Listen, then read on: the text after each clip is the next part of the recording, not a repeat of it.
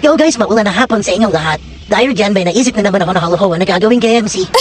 Sigurado mo dito matutuwa. Kasi naiwan niya yung cellphone niya dito. Naiwan niya rin buwas yung Facebook niya. Alam mo na gagawin ko. Oh no! Magpapose ako dyan. Dalawang pogi. Lalagay ko ang disruption. Wait, kwento. Makma, umapdate, mga ganun. Pakasalan mo na ako kasi di ko kaya mawala sa piling mo sa buhay niya. Tikmat yung reaction nito. Ito na.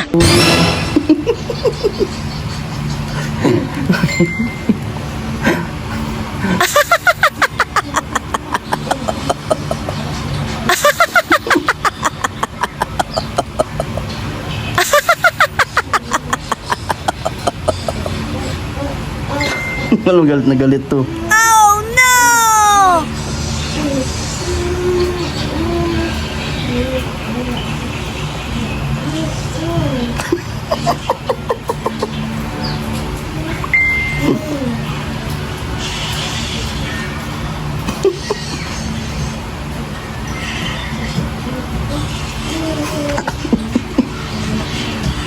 Ayun mo.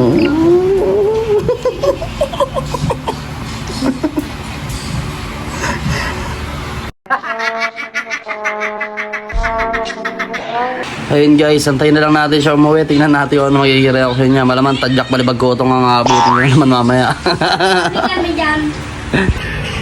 Ayun na. Ano, bakit?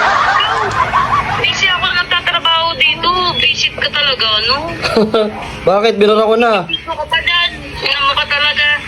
Binura ko na. Saburay mo yun. Oo, Ito. prank lang yun. Prank. Gusto mo talaga magpakasalan sa akin eh. Wow! Gusto mo naman maging isang... Huwag ka na tanga kung gusto mo akong pakasalan, ha? Gusto mo maging isang bangit? Pag-iisipan ko muna ha. Ha? Gusto, nagtatrabaho ako, visit ka. Sige na, sige na.